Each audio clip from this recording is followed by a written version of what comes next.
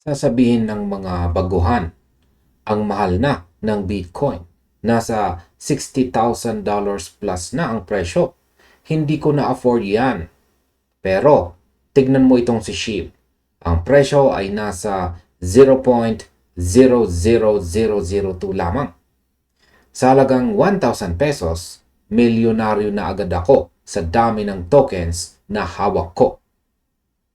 Pero alam mo ba na ito ay isang psychological trap na tinatawag na unit bias?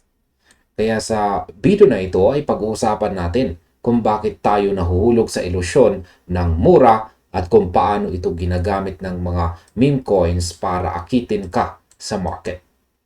Sa aking opinyon, napakaraming retail investors ang naiipit dahil po sa maling mindset na ito.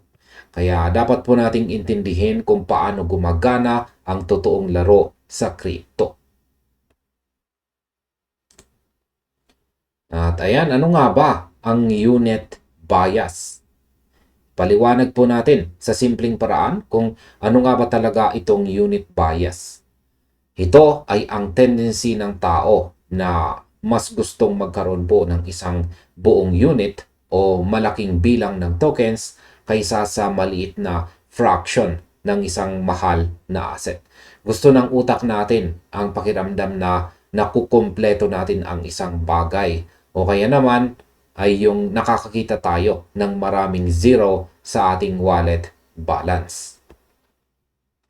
Magbigay po tayo ng konkretong paghahambing gamit ang dalawang magkaibang sitwasyon.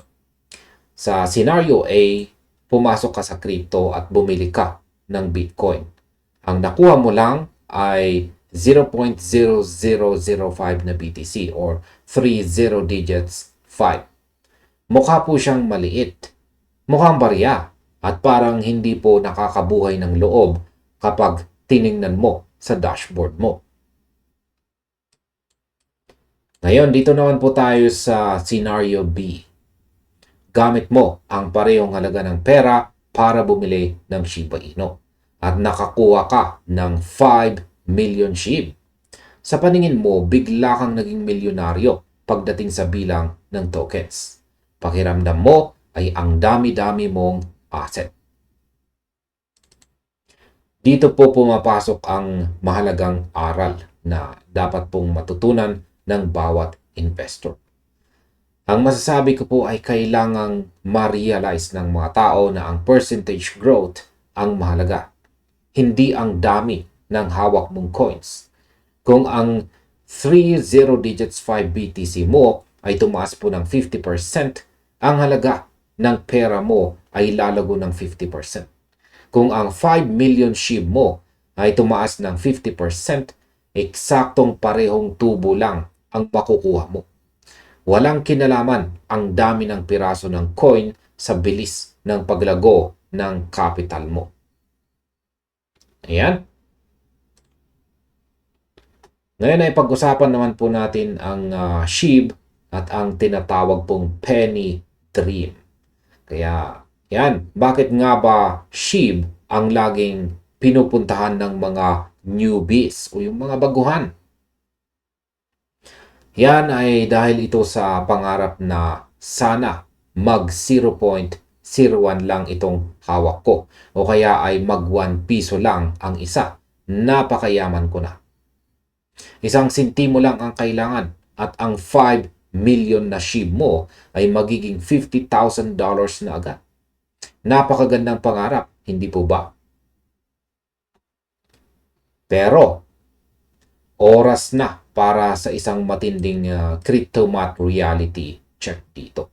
Dito natin kailangang ipasok ang konsepto ng market cap o market capitalization. Ang market cap ay nakuha po sa pamamagitan ng pag-multiply ng kabuuang supply ng coin sa kasalukuyang presyo nito. Kaya gumamit po tayo ng isang malinaw na kalkulasyon.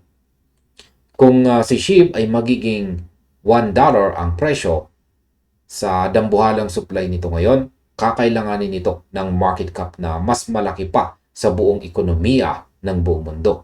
Higit pa ito sa pinagsama-samang yaman ng mga pinakamalalaking kumpanya at bansa. Isang malaking ilusyon po ang umasa na aabot sa ganoong level ang presyo ng walang dambuhalang pagbabago sa supply nito. Kaya ang masasabi ko po dyan ay mas madaling magdoble ang isang coin na may mababang market cap kaysa sa isang coin na may murang presyo pero bloated na ang circulating supply. Ang presyong 40 digits 2 ay hindi nangangahulugan na madali itong aakyat sa $1. Ang tunay na tinitingnan ay kung gaano pa kalaki ang pondo na kailangang pumasok sa network para gumalaw ang presyo nito pataas. Ngayon ay bakit po ba effective ang strategy na ito sa meme coins? Bakit napaka-effective? Una po sa lahat, dahil ito sa accessibility. Sa halagang katumbas lang ng isang bagong milk tea o isang simpleng tanghalian, feeling whale ka na agad sa loob ng exchange mo. Nakakabili ito ng emosyon at hype na abot kaya ng kahit sino. Partikular na ang mga estudyante o mga bago pa lang sumusubok sa market. Pangalawa ay ang community hype. Yan. Ginagamit ng mga tinatawag na crypto armies tulad po ng SHIB Army ang malaking numerong ito para magbigay ng false sense of security sa mga baguhan. Kapag nakikita ng mga baguhan na milyon-milyon ang hawak ng iba, nararamdaman nila na kabilang sila sa isang malaking kilusan na may iisang layunin. Kaya gumawa po tayo ng direktang pagkahambing pagdating sa supply ng dalawang magkaibang asset na ito. Si Bitcoin ay may fixed supply na 21 million lamang sa buong mundo. Walang pwedeng mag-print o magdagdag nito. Kaya naman natural na mataas ang presyo ng bawat isang buong unit dahil po sa scarcity. Sa kabilang banda naman, itong si Shiba Inu ay sinimulan na may supply na nasa quadrillions ang kanyang dami. Kaya naman, kahit bilyong-bilyong tokens pa ang sunugin o i-burn sa pamamagitan ng iba't ibang mechanisms, napakalaki pa rin ng natitirang supply sa sirkulasyon. Ang mababang presyo ay direktang resulta po ng dambuhalang supply. Hindi dahil sa ito ay mura o undervalued. Ayan, paano naman hindi mabudol ng unit bias? Para hindi ka mabudol ng unit bias sa mga susunod mong pag-invest, ay narito ang mga dapat mong gawin. Mag-focus sa market cap. Sanayin mo ang sarili mo na tumingin sa mga platforms tulad ng CoinMarketCap o CoinGecko. Unahin mong tingnan ang market cap ranking at ang circulating supply ng isang crypto asset bago mo tingnan kung gaano karaming zero ang nasa harap ng presyo nito. Pagdating naman sa portfolio management, huwag lang tumingin sa dami ng tokens na makukuha mo. Tumingin ka sa potential for growth, sa utility at sa tunay na volume ng trading. Kaya masasabi ko, mas ligtas ang isang portfolio na binuo batay sa pagsusuri ng market structure kaysa sa portfolio na binuo lamang dahil mukhang marami ang laman ng wallet. Ang isang mahalagang risk warning para sa lahat, ang mga meme coins ay kilala sa pagiging sobrang volatile.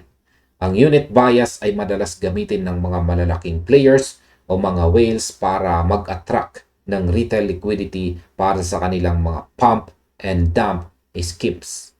Kapag pumasok po ang libo-libong baguhan dahil akala nila ay mura ang coin, dito po nagkakaroon ng pagkakataon ang mga naunang malalaking holders na magbenta at kumita, habang ang mga baguhan ay naiiwang may hawak na milyong-milyong tokens na bagsak ang halaga.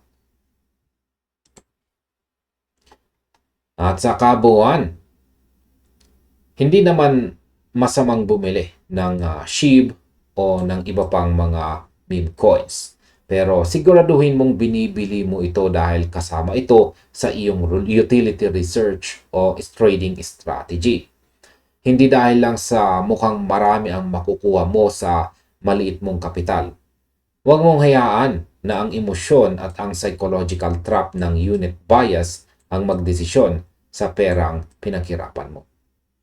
Kaya sa aking kabuang opinyon, ang edukasyon sa tamang pagtingin sa mga crypto metrics ang pinakamabisang proteksyon ng isang investor laban sa pagkabudol sa market.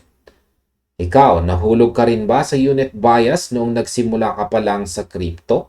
I-comment mo ang unang meme coin na binili mo dahil akala mo ay mura ito at marami kang makukuha. At hanggang dito na lamang po tayo sa video na ito mga ka-crypto. Marami pong salamat sa inyong panonood. Maaring panoorin na rin po ninyo sunod ang ating recommended video dito.